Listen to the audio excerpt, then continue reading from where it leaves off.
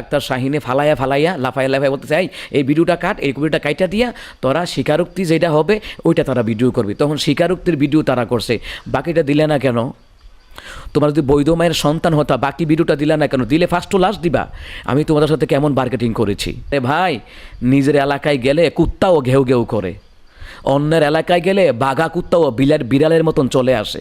এই যে এটা হলো পাঞ্জাবির ডান পাশ, এটা হলো ডান পাশ। আমি যে বললাম যে ডান পাশে ছিঁড়ে নিয়ে গেছে, এই যে ডান পাশে এটা টানা হেঁচড়া করছে, বোতামগুলি দেখেন ছিঁড়ে গেছে, এই যে বোতামগুলি ছিঁড়ে গেছে, এখানে ছিঁড়ে গেছে, ও টানা হেঁচড়া করছে তো টানছে। এবং পকেটটা যেভাবে ছিল আপনাদেরকে দেখাচ্ছি, দেখলেই বুঝতে পারবেন যে ওরা কি আচরণটা করেছে জঘন্য। এই যে পকেটটা, ডান পাশের পকেটটা আইফোন 14 প্রো ম্যাক্সটা ছিল। এরা যখন এটা টানাটানি করতেছিল তখন আমি বাম পকেটে হাত দিয়ে রাখি, ভিতরে মোবাইল সহকারে ধরে আমি কি করি, এটা হাত দিয়ে রাখি। কারণ বাম পকেটে আমার রেডমি NE 5G একটা মোবাইল আছে, ওইটা দিয়ে যে কদিন আপনাদের জন্য লাইভ করেছি আর কি, ওটা আমি রাখছি, ওটা নিতে পারে নাই। কিন্তু আইফোন 14 প্রো ম্যাক্স এই পকেটটা ছিঁড়ে নিয়ে গেছে, 10,700 টাকা নিয়ে গেছে। ঠিক আছে, এটা তো নিয়ে গেল, নেওয়ার পরে এবার আমাদেরকে নিয়ে গেল একটা রুমের মধ্যে। আমার সহযোগীদেরকে পাশে একটা ডান পাশে রুম ছিল, ওখানে এদেরকে বন্দি করে রাখছে, দরজা ঠাসঠুর। বাহির থেকে আপনারা শুনতে পাচ্ছেন, অনেকে বলতেছে ভিতরে কি মারামারি হচ্ছে নাকি, এটা আপনারা ভিডিওতে আওয়াজ পাইছেন। কোনো মুরব্বি বলতেছে কি ভিতরে কি মারামারি হচ্ছে নাকি। আমার লোকদেরকে ওইদিকে তারা মানে ওইভাবে আক্রমণ করতেছে, রুমে নিয়ে বন্দি করে রাখছে এবং আমাকে রুমে নিয়ে আসলো, আমাকে রুমে রাখলো। এরা যে ভিডিওটি প্রচার করলো আমাকে রুমে রাখলো 3 ঘন্টা।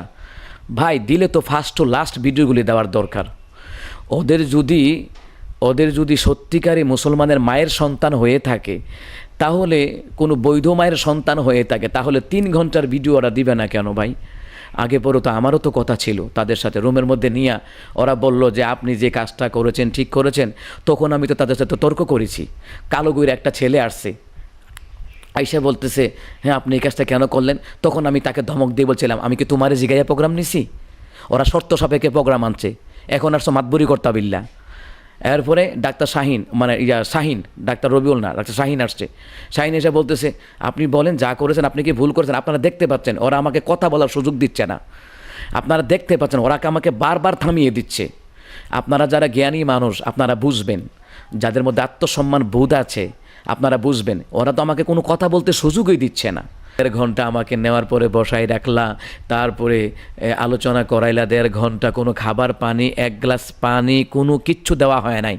এটার বিবৃতি দিতে পারবেন মাওলানা ওমর ফারুক ভাই সাতক্ষীরার। উনি গতকালকে আমার সাথে কথা বলেছেন যে ভাই আমি তো দেখেছি ওরা আমার বুক থেকে আপনাকে ছিঁড়ে নিয়ে গেছে। আমি সংগঠনের সমস্ত সাতক্ষীরার ভাইদেরকে আমরা জানাইছি। জোরাজুরি করার কারণে আমার হাতের আংটিটা, এই যে দেখেন আমার হাতের আংটিটা ভেঙে গেছে। ওই দিন ওর জোরাজুরি করছে, ওই যে জোরাজুরি করছে আমিও তো ধরে রাখছি।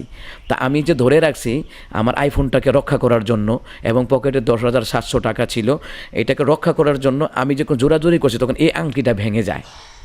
পরে যখন আমি রাস্তায় আসলাম, এসে দেখি খোসা লাগে বারবার, তখন আমি ভাবলাম যে আরে আইফোন তো বাঁচাতেই পারলাম না, এখন তো আমার আংটিটা ভেঙে গেছে, ও তো জোরাজুরির কারণে ভেঙে গেছে। তো যাই হোক, ওরা আইফোন 14 প্রো ম্যাক্সটা নিয়ে গেল। যে নিছে আমি নাম বলে দেই, যে সন্ত্রাসী কায়দায় আমার সাথে বাজে আচরণ করেছে, আপনারা দেখেছেন যে আমরা ভিকটিম, আমরা সেখানে নিরুপায়। এরা শত শত লোক এরা মানে পরিকল্পনা করে রাখছে। না হয় আমাকে নিল, ওয়াজ করাইলো, 1.5 ঘন্টা বসাই রাখলো, 1.5 ঘন্টা ওয়াজ করাইলো, তারপরে হচ্ছে কালেকশনের জন্য বলল, তারপরে হচ্ছে আজানও দেওয়াইলো। এদের সমস্ত শর্ত আমি মেনে নিছি, সত্যটা তুলে ধরেন। যাই হোক, তো ওখানে আরেকটা বিষয় তারা শর্ত দিল, আপনি লিখিত দিবেন। মানে এখানে বিষয়টা আমি আবার ক্লিয়ার কাট করি, যে সে বললো যে এই স্বীকারোক্তি নো, তো আমি স্বীকারোক্তি দিলাম যেহেতু বাধ্য করছে। কিন্তু এর আগের কথাটা তোমরা দিলা না কেন? তোমরা যদি বৈধ মায়ের সন্তান হইতা, এর আগে যে আমি তোমার লগে তর্ক বিতর্ক করলাম যে আমি মাগনা প্রোগ্রামটা নেই নাই, এবং আমি শর্ত সাপেক্ষে প্রোগ্রাম দিয়েছি ডাক্তার রবিউলকে, সে সাংগঠনিক পরিচয়ে প্রোগ্রামটা আনছে, সুতরাং আমাকে শর্ত না মানতে পারলে আনলেন কেন? আমি তো দূরে শর্ত ছাড়া যাই না, দূরে আমরা শর্ত ছাড়া যাই না। এই কথাগুলি ডাক্তার শাহিনে ফালাইয়া লাফাইয়া বলতে চাই এই ভিডিওটা কাট, এই ভিডিওটা কাইটা দিয়া তোরা স্বীকারোক্তি যেটা হবে ওইটা তারা ভিডিও করবি। তখন স্বীকারোক্তির ভিডিও তারা করছে, বাকিটা দিলে না কেন? তোমার যদি বৈধ মায়ের সন্তান হতা বাকি ভিডিওটা দিলে না কেন? দিলে ফার্স্ট টু লাস্ট দিবা। আমি তোমাদের সাথে কেমন মার্কেটিং করেছি, ফার্স্ট টু লাস্ট দিবা। এরপরে ডাক্তার শাহিনী বলতেছে আর একটা শর্ত আছে, এই কথাটা দিল না কেন? যে মুক্তিপণ হিসাবে আরেকটা শর্ত আছে, এটা এই শাহিন এই কথাটা বলো না কেন যে শাহিন সন্ত্রাসী কায়দায় যে উল্টা সন্ত্রাসী কায়দায় যে আমার সামনে যে উচ্চবাক্য করছে সন্ত্রাসী জায়গায়। আরে ভাই, নিজের এলাকায় গেলে কুত্তাও ঘেউ ঘেউ করে, অন্যের এলাকায় গেলে বাঘা কুত্তাও বিড়ালের মতন চলে আসে। বুঝতে পারছো? এটা জনগণ বুঝে গেছে। সুতরাং এই যে এমনভাবে লাভ আইতেছে, সে বলতেছে এই আরেকটা মুক্তিপণ আছে, আরেকটা মুক্তিপণ। কয় কি? কয় এখনই তাকে 30,000 টাকা দিতে হবে। এই কথাটা তারা ব্রাহ্মণবাড়িয়া থেকে সাতক্ষীরা, ব্রাহ্মণবাড়িয়া কুমিল্লা থেকে সাতক্ষীরা হতে আসা যাওয়া 700 কিলোমিটার। আপনারা 700 কিলোমিটার কি আপনারা কি ফানি দা যাইবেন? আপনারা বিবেকবান যারা বক্তা আছেন, আলোচক আছেন, যারা অযথা সমালোচনা করছেন, আপনি কি পানি দিয়ে যাইতেন? আমরা কুমিল্লায় 500 টাকার গ্যাস বললে 3 প্রোগ্রাম করি দৈনিক, আর আপনি কুমিল্লা ব্রাহ্মণবাড়িয়া থেকে হচ্ছে 700 কিলোমিটার আপ ডাউন, তা আপনি কি পানি দিয়ে প্রোগ্রাম করতেন? আপনি কি পদ্মা নদীর পানি গাড়িতে ঢুকাইয়া তারপরে আপনি প্রোগ্রামে আসা যাওয়া করতেন? ওখানে খরচ আছে না? ওখানে তো অবশ্যই খরচ আছে, এই বিষয়টা তো আপনারা বোঝা উচিত। তো যাই হোক, এখানে ডাক্তার শাহিন মানে শাহিন যেটা বললো, বারবার ডাক্তার আসে, এখন ডাক্তার রবিউলের প্রোগ্রামটা নিচ্ছে, তো এই জন্য এর আমি জীবনও ভুলবো না, এর জীবনও ভুলবো না। তো এই শাহিনী বলতেছে রাখ, এখানে একটা মুক্তিপণ আছে, মুক্তিপণ। এই কথাটা দিল না কেন রেকর্ডের মধ্যে, ভিডিওর মধ্যে? ভিডিও করলে সব করবা, ফার্স্ট টু লাস্ট করবা। এখানে বলার পরে কি 30,000 টাকা দিতে হবে। তো আমি বললাম ভাই, ব্রাহ্মণবাড়িয়া কুমিল্লা থেকে ঢাকা থেকে জমা পড়িয়ে আসলাম, এখানে অনেক তো খরচ আছে। আচ্ছা ঠিক আছে, আমি মুক্তিপণ হিসাবে আমি 20,000 টাকা দিয়ে দিই। এখানে মুক্তিপণের কথা আসছে, এই কথাটা কিন্তু কাইটা দিছে ওরা, মুক্তিপণের কথাটা আসছে, এই কথাগুলো কিন্তু ওরা কাইটা দিছে। ওরা বৈধ মেয়ের সন্তান হয়ে থাকলে এই কথাগুলি ভাই দিল না কেন? তারপরে আমি এখন তো আমার পকেটে টাকা নাই, আইফোন 14 প্রো ম্যাক্স নিয়ে গেছে, 10,700 টাকা নিয়ে গেছে, পকেট তো খালি, টাকা নাই, এখন কি করার? এরপরে আপনার এখানে আরও ছেলেরা বলতেছে মোবাইল আসেনি সাথে, আমি কিন্তু বাম পকেটটা এভাবে চাপা দিয়ে নিচে রাইখা চুপচাপ বসে আছি, মানে এই মোবাইলটাও নিতে চাচ্ছে। এটার মধ্যে আমার অসংখ্য ডকুমেন্টস আছে এটার মধ্যে আমার। তো এই জন্য তো আমি কোনো না কিছুই বলি না। এরপরও কয়েকটা যুবক বলতেছে যে আর মোবাইল আসেনি। তো তার মানে কি, ওরা একটা মোবাইল নিছে, আরও আছে কিনা চেক করে। তো এবার বুঝতে পারেন এরা মোবাইলটা নিছে কিনা। অস্বীকার গেলে তো ভাই কিছু করার নাই, কারণ চোর জীবনে কোনো দিন শিকার আসে না। যখন আয়নাগরে নিয়ে রিমান্ডে নেওয়া হয় ঠিকই কিন্তু শিকার আসে। চোর কোনো দিন স্বীকার করবে না যে সে নিছে, চুরি করছে। আপনারা জীবনে বলতে পারবেন ফিডা খাওয়ার আগে, আয়নাগরে নেওয়ার আগে, পুলিশের ডিম থেরাপি খাওয়ার আগে কোনো চোর চুরি স্বীকার করছে? করে না। তো এদেরকে ধরে যদি আপনারা শায়েস্তা করেন, সাতক্ষীরা ওলামাই কেরাম এবং যারা সংগঠনের লোক আছেন, তথ্য বের হবে এটা কি নিছে নাকি নিছে না। আবার অনেক চুর আছে কনি খাইতে রাজি, শিকার আসতে রাজি না, এমনও অনেক চুর আছে, এমনও একটা বাদাইম্বা চুর আছে যে কনি খাইতে রাজি, শিকার আসতে রাজি না। যাই হোক, আমার পকেটের টাকা না, এখন আমি জিম্মি। মনোহর ভাইয়ের শালা ছিল সেখানে, তো আরেকজন লোক মনোহর ভাই সম্ভবত পাঠাইছিল এই গ্যাঞ্জামের শোনার পরে।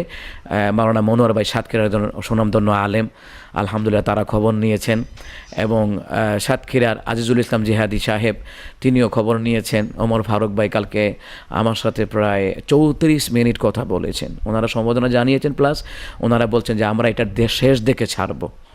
তো এই জন্য আমরা ওনাদের সম্মানার্থে আমি ওটা তাদের উপরে এটা ন্যস্ত করে রাখছি, আমি আর কোনো বাড়াবাড়িতে যাচ্ছি না, কারণ ওনারা আমাদের সাংগঠনিক লোক। আমরা যদি সাংগঠনিক লোকের দাম না দেই তো কে দাম দিবে বলেন?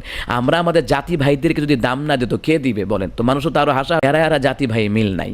তো যাই হোক প্রিয় ভাইয়ারা, তো এখানে মনোহর হোসেন মমিন ভাইকে আমি বললাম যে একটা বাটন সেট ছিল, ওনার সহযোগী একজন, উনি আইসা সেটটা দিল, মনোহর ভাইয়ের সাথে কথা বলে। আমি বললাম ভাই, তো ভাই বলো ভাইয়া কী হয়েছে? তো আমি বলছি ভাইয়া ওরা মুক্তিপণ হিসাবে ওরা 20,000 টাকা চাচ্ছে। মুক্তিপণ এই শব্দটা কিন্তু ওরা কাইটা দিচ্ছে, সম্ভবত আপনারা শুনছেন কিনা জানি না, কিন্তু শেষে কথাটা রাখছে যে 20,000 টাকা দিতে হবে। এই ফোনগুলি কোথায় ভাই? আমি যে মনোয়ার ভাইয়ের সাথে কথা বললাম, এই কথাগুলি তো ভিডিওতে থাকার কথা, এই কথাগুলি। তো যাই হোক, আমি যখন মনোয়ার ভাইয়ের সাথে কথা বললাম, ভাইয়া মুক্তিপণ হিসাবে ওরা 20,000 টাকা চাচ্ছে, 20,000 টাকা চাচ্ছে মুক্তিপণ হিসাবে, আমার লোকদেরকে মুক্তিপণ হিসাবে। তখন উনি এদের সেলফিনের মাধ্যমে 20,000 টাকা পাঠাইয়া দিল। দেওয়ার পরে তখন বলতেছে, এই শোন শোন, আরেকটা কথা আছে, এখানে সে সই দিবে, মাদ্রাসায় স্বইচ্ছায় দিয়ে গেছে। খেয়াল করেন, এই কথাগুলি দিছে কিনা জানি না, হয়তো কথাগুলি মনে হয় কেটে দিয়েছে, কারণ এরা ধরা পড়ে যাবে। ঠিক আছে, তখন আমি এখন নিরুপায়, আমার লোকগুলাকে বাঁচাইতেই হবে, আমাকে ওখান থেকে ফিরে আসতেই হবে। তখন আমি একটা লিখিত দেই। ঠিক আছে, মনোহর ভাই টাকা পাঠালেন, তারপরে ওরা এই কথাটা বলল, ওই শাহিন না যেটা লাফালাফি করছে সন্ত্রাসী কায়দায়, সে লাফালাফি করছে, যে সে বলতেছে যে একটা স্বাক্ষর রাখতে হবে যে স্ব ইচ্ছায় মাদ্রাসায় দিয়ে গেছে। তো ঠিক আছে, মাদ্রাসা যদি হয় তো আলহামদুলিল্লাহ, তো আমি স্ব ইচ্ছায় মাদ্রাসার জন্য দিয়ে দিলাম। আচ্ছা, এরপরও ভাই আমাকে কেন এই উচ্চ বাক্য আলাপ করে এবং হেনস্থা করে এবং আমার লোকদেরকে কেন হেনস্থা করে, জিম্মি করে, নির্যাতন করে, কেন তারা এই কাজগুলি করলো? আমি তো টাকা দিয়ে দিয়েছি। আরে ভাই, ভালোভাবে বললই তো আমি দিয়ে দিই। কত মাদ্রাসায় আমি দান করি, এদের মতন কত ফকিরকে আমি চালাই। আমাকে বলতো যে ভাইয়া, আমরা তো যেভাবে দিয়েছি আসলে আমাদের একটু ঘাটতি আছে, আপনি যদি একটু সহানুভূতি করতেন, আমি দিয়ে দিতাম। অনেক মাহফিলে আমি নিজে দিয়ে আসছি, তো 10,000, 15,000, 5,000 আমি দিয়ে আসছি।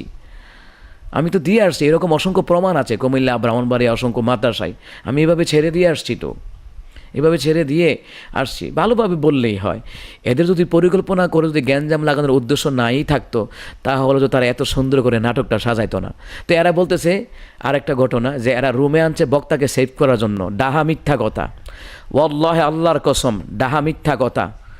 জনগণ বারবার বলছে যে তোমরা ওয়াদা রক্ষা করছো টাকা দিয়া, হুজুরে মাহফিলে এসে ওয়াদা রক্ষা করছে, শেষ, এখানে তো আর কোনো গ্যাঞ্জাম দেখছি না, তোমরা হুজুরের সাথে বেয়াদবি করো না। আর এরা বলতেছে জনগণের হাত থেকে আমারে বাঁচাইছে। মিথ্যা কথা, ডাহা মিথ্যা কথা, মিথ্যাবাদী। সমস্ত পাপের মূল হলো এই মিথ্যা কথা। এই মিথ্যা কথা ওরা কিভাবে বলে? এই কথা বলে তোমরা মসজিদ মাদ্রাসার উন্নতি করতে চাও না? এই কথা বলে তোমরা মাহফিল কমিটির বক্তার এখলাস করছো, তো তোমাদের এখলাসের মধ্যে 14টা মিথ্যা কথা, 101টা মিথ্যা কথা, তোমাদের 101টা মিথ্যা কথা বলো তোমরা। কীভাবে এই মিথ্যা কথাগুলি বলতে পারলা?